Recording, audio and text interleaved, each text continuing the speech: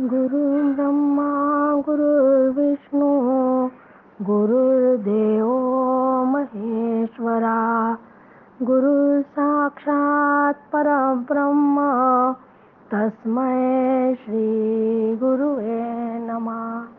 मला वाटते अंतरी त्वावसावे तुझ्या दासबोधासी त्वाबोध व्हावे। अपत्या परी पाववी प्रेम ग्रासा महाराज या सद्गुरु रामदासा। श्रीनाम शुका सारिके पूर्ण वैराग्य ज्याचे वशिष्ठा परी ज्ञान योगेश्वराचे।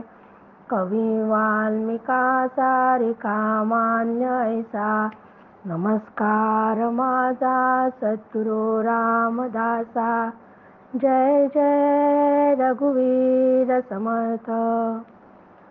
सद्गुरु प्रल्हाद महाराज डॉक्टर काका व आदरणीय मंदाताईंना नमस्कार करते। ज्येष्ठताईंनाही नमस्कार करते। दासबोध अभ्यास वर्गासाठी जमलेल्या तुम्हा सर्व श्रोत्यांना वंदन करते। आज दशक 18 समास 4 देह दुर्लभ निरूपण। या आधी दासबोधाच्या पहिल्याच दशकातील 10व्या समासात आपण नरदेह स्तवन अभ्यासले होते।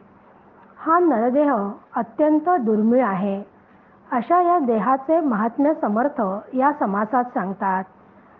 ऐतरेय उपनिषदात एक कथा आहे की ईश्वराने आधी सूक्ष्म देह म्हणजे सर्व इंद्रिये त्यांनी निर्माण केले।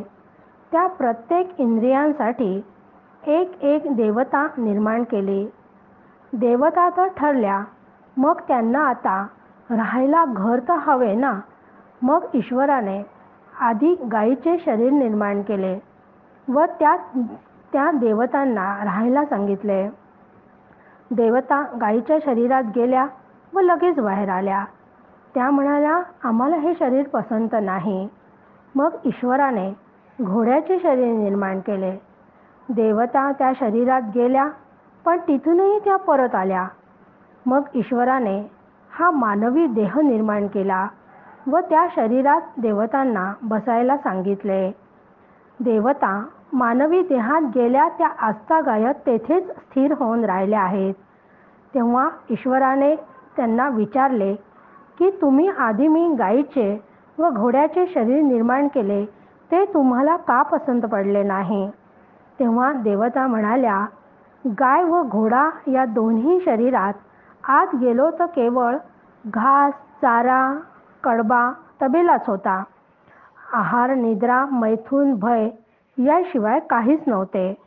परंतु या मानवी देहात मात्र आहार निद्रा भय मैथून या व्यतिरिक्त ज्यांनी हा देह निर्माण केला आहे त्याला जाणून घेण्याची बुद्धी या मानवाला ईश्वराने जी प्रदान केलेली आहे, अंतःकरण दिलेले आहे। अंतःकरण म्हणजे मन आहे।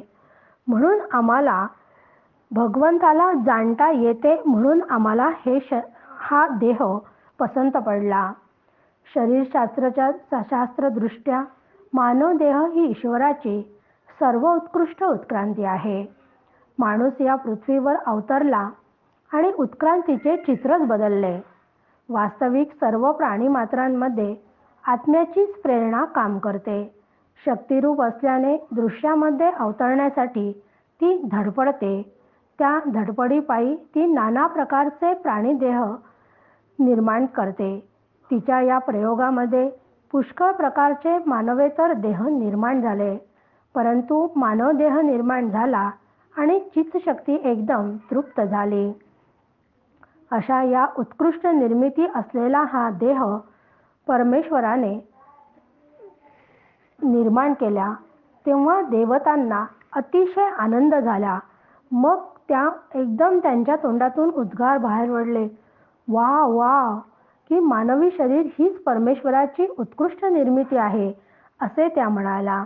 आताच्या शब्दात सांगायचे म्हणजे अत्यंत आनंद छान झाले की पोरं कसे म्हणतात, अरे बापरे वाव असं म्हणतात, तसाच त्यांनाही झाला होता।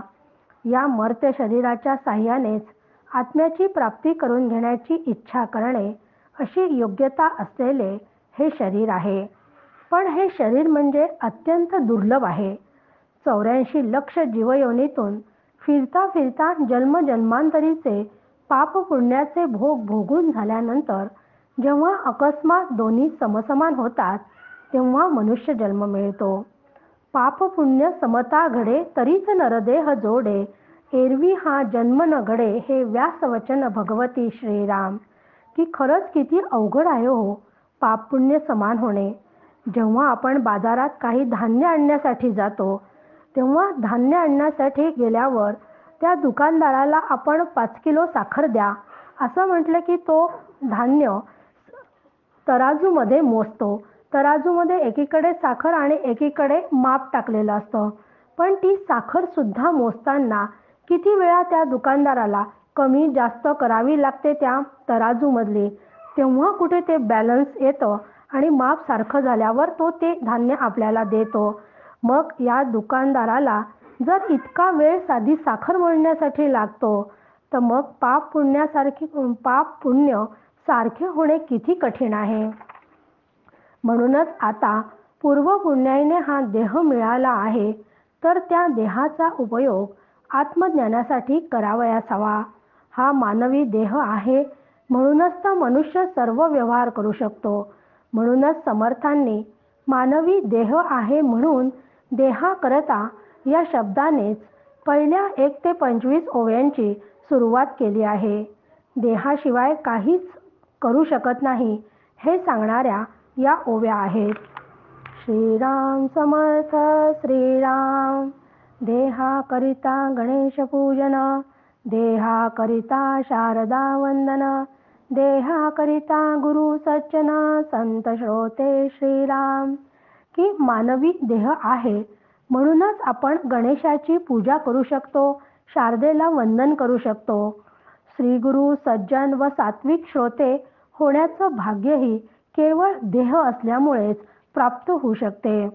देहाकरिता कवित्वे चालती, देहाकरिता अधने करीती, देहाकरिता अभ्यासिती नाना विद्या श्रीराम. देहाकरिता ग्रंथलेखन, नाना लिपी ओळखन, नाना पदार्थ शोधन, देहाकरिता श्रीराम. की अनेक प्रकारची काव्यादी वाङ्मय रचना असते. नाना शास्त्रांचा अभ्यास, अनेक विद्यांची प्राप्ती होणे केवळ देहामुळे शक्य आहे. ग्रंथांची रचना, देवनागरीसारखी लिपी वाचणे, अनेक पदार्थांचे स्वरूप जाणणे इत्यादी केवळ देहामुळेच घडते. देहाकरता महाज्ञानी, सिद्ध साधू ऋषी मुनी, देहाकरिता तीर्थाटन फिरती प्राणी श्रीराम. देहाकरिता श्रवण घडे, देहाकरिता मननी पवाडे, देहाकरिता देही आतुडे मुख्य परमात्मा श्रीराम. की हा मानवी देह आहे म्हणूनच तर मोठी मोठी ज्ञानी मंडळी, सिद्ध साधू ऋषी व मुनी हे सगळे जन्माला आले. त्यांनी अनेक तीर्थयात्रा केल्या. त्यांनी अध्यात्मशास्त्रांचे श्रवण व मनन करून त्या जीवाला मी ब्रह्म आहे असा अनुभव येतो ते केवळ देहाचमुळे. देहाकरिता कर्ममार्ग, देहाकरिता उपासना मार्ग, देहाकरिता ज्ञानमार्ग भूमंडळी श्रीराम. योगी वितरागी तामसी, देहाकरिता नाना सायासी, देहाकरिता आत्मयासी प्रकटणे घडे श्रीराम. की भगवत प्राप्तीसाठी या पृथ्वीवर 3 मार्ग सांगितले आहे. कर्ममार्ग, उपासना मार्ग व ज्ञानमार्ग. हे 3 मार्ग तयार होऊन त्यांना तशी प्रतिष्ठाही जी लाभते ती केवळ देह असल्यामुळे शक्य आहे. योगी, संन्यासी, तपस्वी त्या देहामुळेच घडू शकतात. अनेक प्रकारचे प्रयत्न करून अनुभवाच्या रूपाने आत्मा जणू प्रगट केला जातो, तोही या देहामध्येच. कारण आत्मा सुद्धा या देहातच वास करतो, त्यामुळे तो देहात त्याचं जे प्रगट होतो ते केवळ देहामुळे शक्य आहे.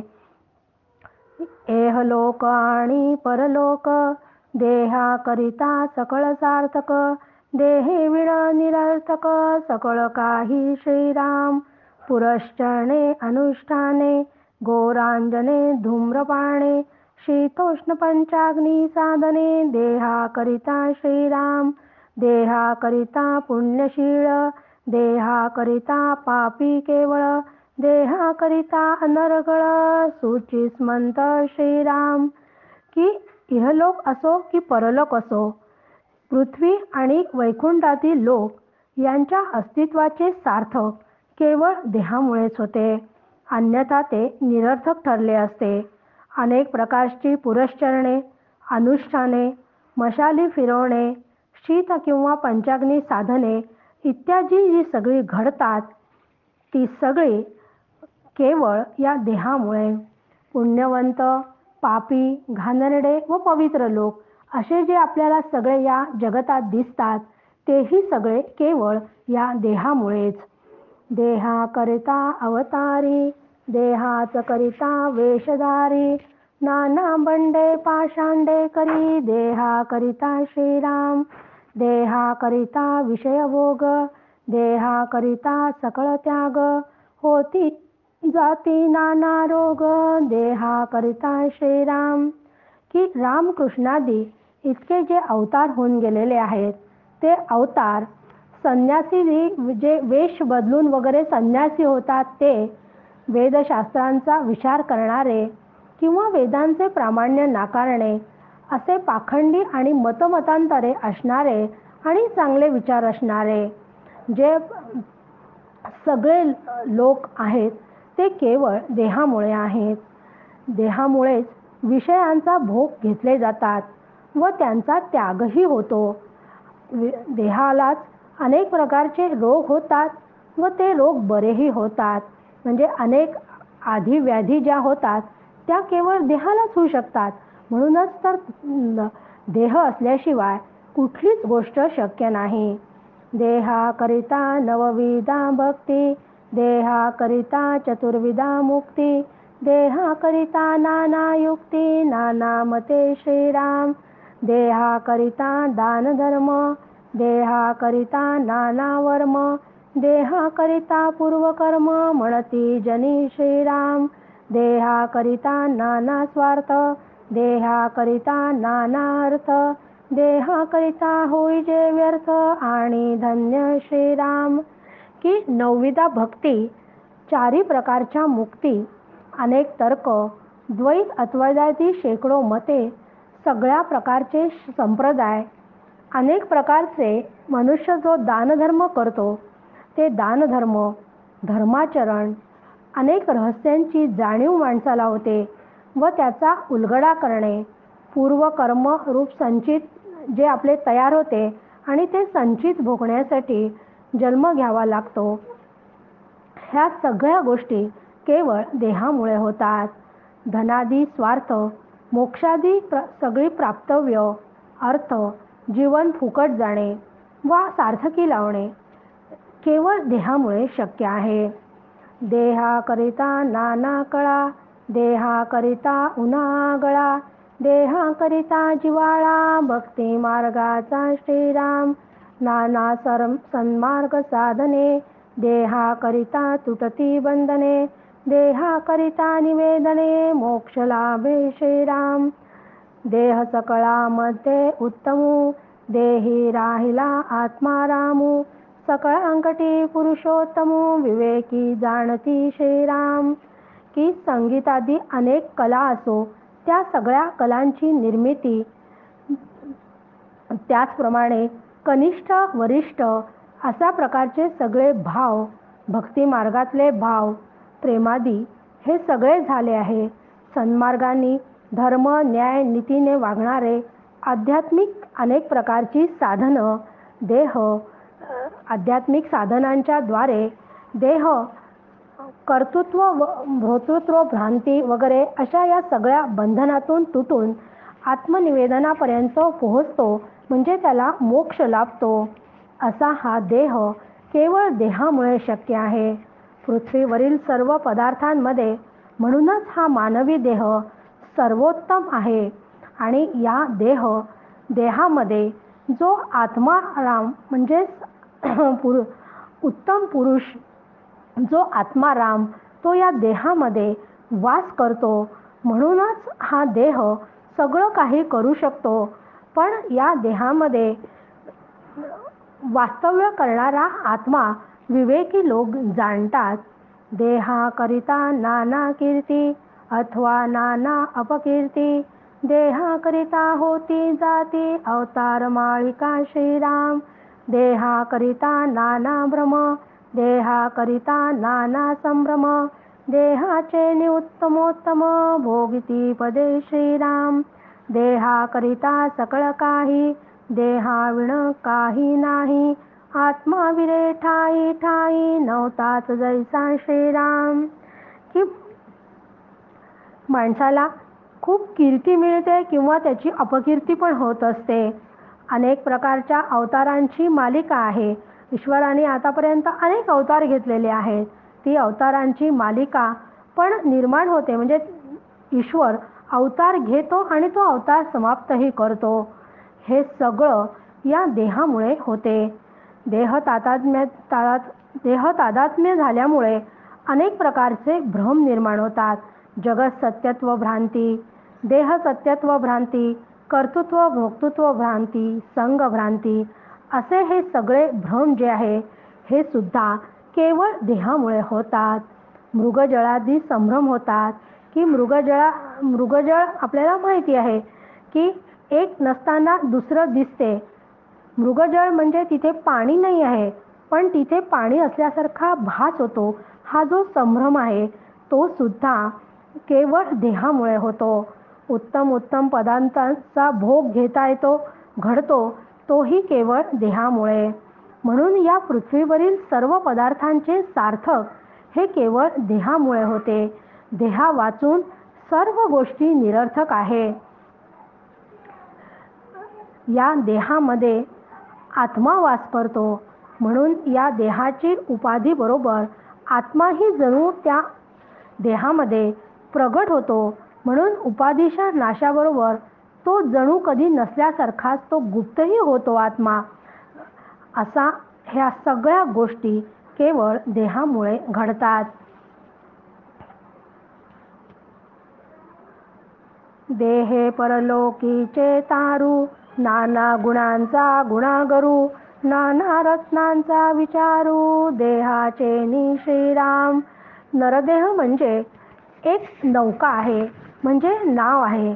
नौकेचे काम काय आहे तर ती नदीच्या या तीरावरून त्या तीरावर प्रवाशांना सुखरूप घेऊन जाते. हाच आधार घेऊन समर्थ या नरदेहाला परलोकीचे तारू म्हणतात. म्हणजेच भवसागराच्या या तीरावरून परलोकीच्या म्हणजे मोक्षमुक्तीच्या त्या किनाऱ्यावर नेऊन सोडायचे काम ही नौका करते. त्या नौकेचे नाव आहे नरदेह म्हणजे मानवी देह. इतर देहामध्ये ती सोय नाही. म्हणून या नरदेहात आल्यावर पापकर्म म्हणजे निषिद्ध कर्म जर जास्त झाली तर निश्चितच आपली अधोगती होणार व खालच्या म्हणजे पशुपक्ष्यांच्या योनीत जन्म मिळेल.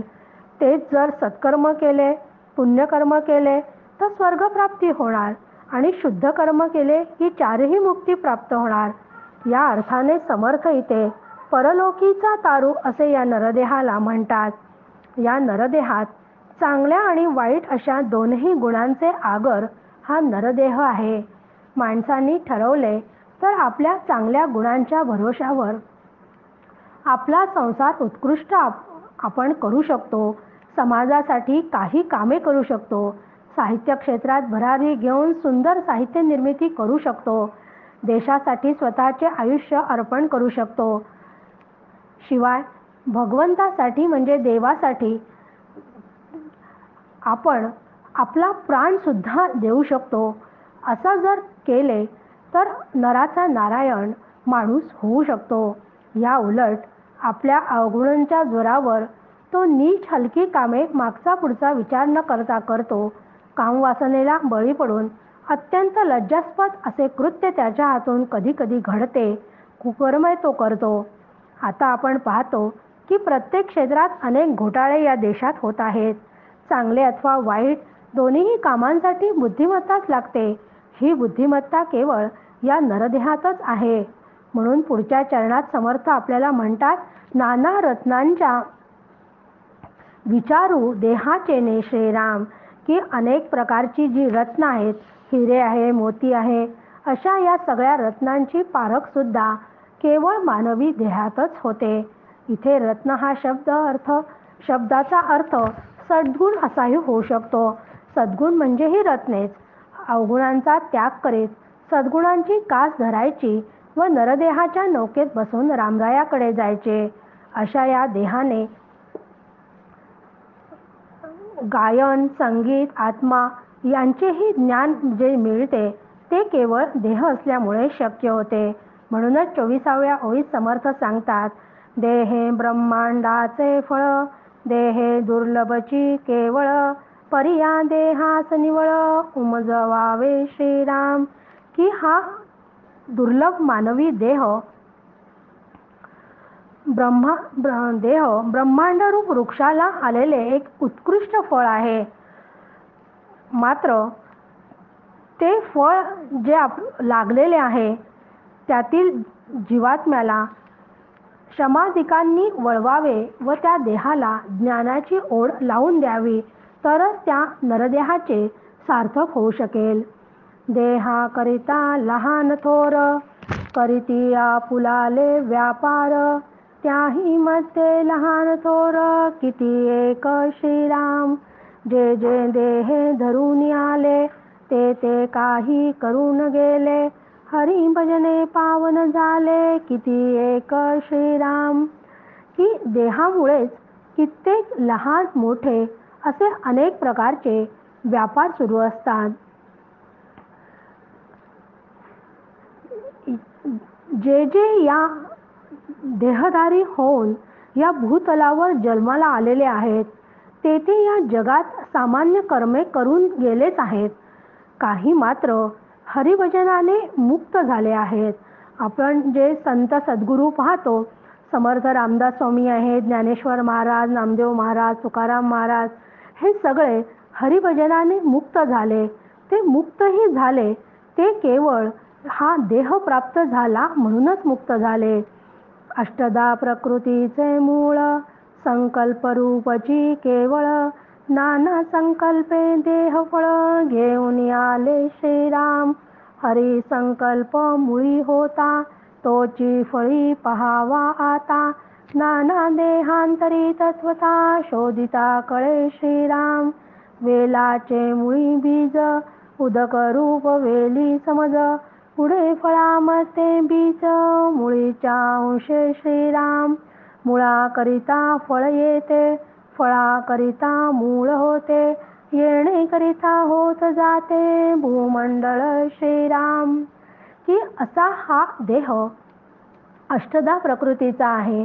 म्हणजे पंचमहाभूत आणि त्रिगुण असा मिळून हा देह तयार झालेला आहे. आणि ही अष्टदा प्रकृतीची निर्मिती ही केवळ आदी संकल्पामुळे झाली आहे.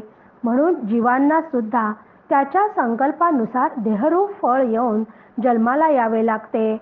मूळचा हा हरिसंकल्प या देहरूप फळात आपण पाहावा. अनेक देहातील अनेक संकल्पावरून हे लक्षात येते की सर्व देहातील जीवांना संकल्पानुसार पुन्हा पुन्हा देहरूप फळ मिळतेच. जसे बीज हे वेलाचे मूळ आहे. मूळ म्हणजे कारण आहे. मग बीजापासून जे वेल निर्माण होतो, तो वेल उदकाने वाढत असल्याने वेल जलमय आहे. पुढे त्या वेलीला येणाऱ्या फळातील बीज मूळ बीजाचा अंशच आहे. मूळ बीजाला फळ येते व त्या फळात पुन्हा बीज येते. त्याचप्रमाणे ही चक्राकार सृष्टी, विश्वातील जीवसृष्टी ही अशी चक्राकार गतीने सुरू असते. असो काही एक करणे, कैसे गडे देहाविणे, देहे सार्थकी लावणे, म्हणजे बरे श्रीराम, आत्म्याकरिता देहे झाला, देहा करता आत्मा तगला, उभययोगे उदंड चालिला कार्यभाग श्रीराम. की म्हणून या देहाच्या माध्यमातनं कुठलीही कृती जी केली जाते, शरीराची जी कृती केली जाते, शरीराच्या ज्या काही क्रिया केल्या जातात, त्या शरीरामध्ये देही म्हणजे आत्मा वास करतो. त्या देहामध्ये हा आत्मा असल्याशिवाय देह कुठलीच कृती करू शकत नाही. म्हणून तो देहानेच मुक्त होतो, म्हणजे या आत्म्यामुळेच तो मुक्त होऊ शकतो. कारण शरीर हे अचेतन आहे आणि आत्मा चेतन आहे.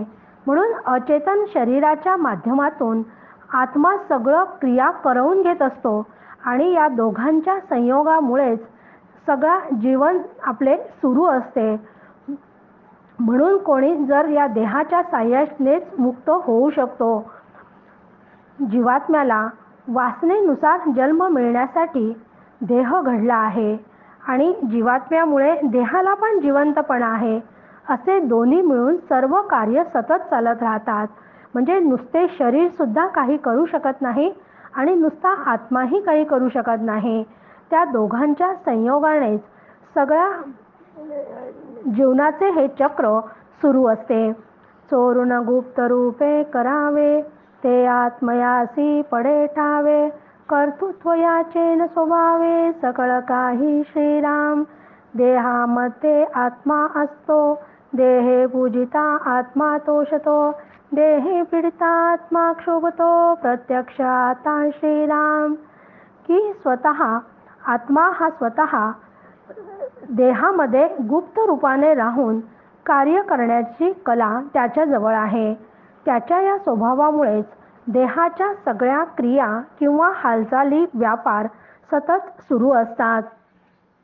देहात जीवात्मा व्यापून राहतो. त्या देहाला हवे ते दिले की जीव संतुष्ट होतो. म्हणून या देहाची पूजा करायला हवी की ज्यामध्ये हा आत्मा वास करतो. मग कुठल्याही एका जीवाचा जरी आपण संतुष्ट केले तरी ती पूजा त्या आत्म्यापर्यंत पोहोचते. म्हणून कुठल्याही जीवाचा घडो न मत्सर असं सांगितल्या जाते की कुठल्याही एकाही देहाला जर तृप्त केले तर तो आत्मा तृप्त होतो. म्हणून या देहाला यातना झाल्या की त्या जीवालाही त्या होतात हे स्पष्टपणे लक्षात येते. देहा वेगळी पूजा पावेना, देहा विण पूजा फावेना, जनी जनार्दन म्हणून जना संतुष्ट करावे श्रीराम. म्हणून या देहा वाचून आपल्याला पूजा करता येत नाही. कारण पूजा करण्यासाठी देह हवाच. कारण आत्मा कसा आहे, आत्म्याला देह नाही आहे, तो निर्विकार अरूप असा आहे. त्याच्यामुळे त्याला त्याची पूजा करता येत नाही. पण हा आत्मा ज्या देहात वास करतो त्या देहाच्या माध्यमातून आपल्याला पूजा करता येते. म्हणून देहाशिवाय पूजेचे फळही मिळत नाही. म्हणून सर्व लोकांच्या मध्ये व्यापून राहणाऱ्या त्या जनार्दनाला एखाद्यालाही आपण संतुष्ट केले तर ती पूजा देवाला पावते, म्हणजे देव संतुष्ट होतो. अन्यथा देव दुःखी होतो. उदंड प्रगटला विचार, धर्मस्थापना तदनंतर, तेथेच पूजेचा अधिकार, पुण्य शरीरी श्रीराम. सकट भजन करू येते, तरी मूर्खपण अंगी लागते, गाढवासी पूजिता कळते, काय त्याला श्रीराम. पूज्य पूजेसी अधिकार, उगेची तोष व्हावे इतर, दुखवू नये कोणाचे अंतर, म्हणजे बरे श्रीराम. की या देहामध्ये हा आत्मा वास करतो. त्या आत्म्याच्याच शक्तीमुळे धर्म काय अधर्म काय, आत्मनात्मादी विचार व सखोल सातत्याने जीव करू शकतो. तोच त्या अध्यात्माचा जीर्णोद्धार करतो. त्या पुण्य शरीराला पूजा करून घेण्याची त्याची योग्यता असते. म्हणून पूजा करतानाही योग्यता पाहून पूजा केली पाहिजे, नाहीतर मूर्खपणा पदरी पडतो. एखाद्या सगळ्यांच्या अंतरंगी हा जीवात्माच वास करतो. म्हणून गाढवाची जर पूजा करायला गेलं तर त्या गाढवाची लाथ खाल्ल्याशिवाय काही दुसरे मिळणार नाही. म्हणून योग्यता पाहूनच पूजा केली पाहिजे. जे पूजनीय असतात त्यांचीच पूजा करावी. इतरांना मात्र सर्वांना व्यावहारिक पद्धतीने संतुष्ट करावे. म्हणजे जे प्राणी मात्र आहेत त्यांना त्यांचं काय जे आहार वगैरे असेल त्याप्रमाणे त्यांना देऊन संतुष्ट करावे. पण पूजा मात्र पूजनीय व्यक्तींचीच करावी. मात्र कोणाच्याच अंतर्मनाला दुखवू नये. सकळ जगदांतरीचा देव, क्षोभतो रहाव्या कोठे ठाव. जना वेगळा जनाच उपाव, आणिक नाही श्रीराम. परमेश्वराचे अनंत गुण, मनुष्य काय सांगावी खूण. परंतु अध्यात्म ग्रंथ श्रवण, होता उमजे श्रीराम. की सगळ्यांच्या जनात राहणारा देव जर क्रुद्ध झाला तर ते जन सोडून कुठे राहता येईल. कारण तो ईश्वर सगळीकडे भरलेला आहे. तो नाही अशी एकही जागा नाही आहे.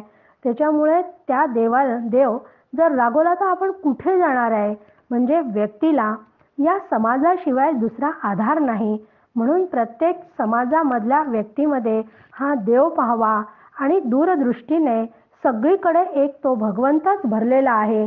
त्याशिवाय या जगतामध्ये दुसरे काहीच नाही आहे असा विचार करावा. म्हणून सगुण निर्गुण परमात्म्याला अनेक गुण आणि लक्षणे आहेत. पण ती सामान्य माणसाला कसे कळणार. मग हे कळण्यासाठी काय केले पाहिजे.